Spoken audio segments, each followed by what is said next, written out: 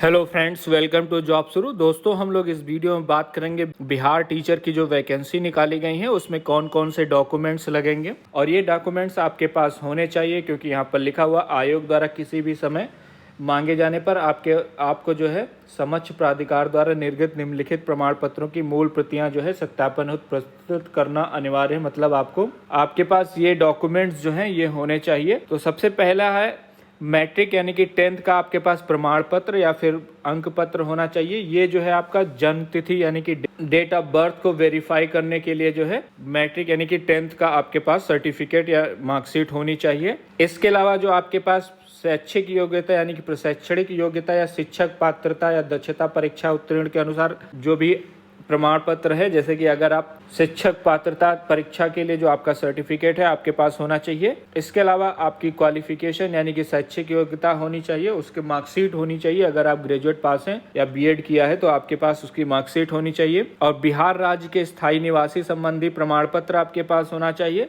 साथ ही अगर आप रिजर्व कैटेगरी में अप्लाई करते हैं, पिछड़ा वर्ग या फिर अत्यंत पिछड़ा वर्ग के उम्मीदवार, क्रीमी लेयर के लिए, नॉन क्रीमी लेयर के लिए, तो आपके पास जो है इसका सर्टिफिकेट होना चाहिए। और अगर आप SC/ST कैटेगरी में अप्लाई करते हैं तो आपके पास उसका सर्टिफिकेट होना चाहिए। और जो लोग आर्थिक रूप से कमजोर वर्ग यानी कि EWS का दावा करेंगे यानी कि उसमें अप्लाई करेंगे तो उनके पास जो है उससे रिलेटेड सर्टिफिकेट होना कंपलसरी है। साथ ही अगर आप PWD कैटेगरी में अप्लाई करते हैं, दिव्यांग उम्मीदवार हैं, तो उसका सर्टिफिकेट होना चाहिए आपके पास। और अगर कोई भूतपूर्व सैनिक है तो उसके पास जो है आयु सीमा यानी कि एज रिलैक्सेशन का सर्टिफिकेट होना चाहिए उस संबंध में।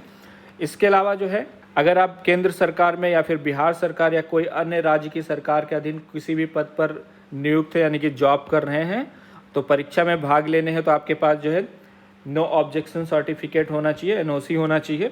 इसके अलावा फोटो युक्त पहचान पत्र आपके पास होना चाहिए। आधार कार्ड होना कंपलसरी है। हालांकि अगर आपके पास फोटो युक्त पहचान पत्र हो, अगर आधार ना हो, नहीं है तो अभी बनवा लें आप। और हाल ही में खींचे हुए आपके पास 2 फोटो होने चाहिए।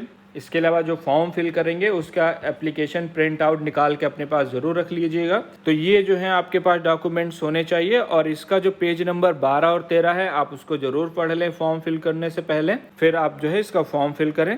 और इससे रिलेटेड कुछ भी पूछना चाहते हैं तो आप मुझसे कमेंट सेक्शन में पूछ सकते हैं। ये वीडियो देखने के लिए और मेरे साथ बने रहने के लिए आपका बहुत बहुत धन्यवाद।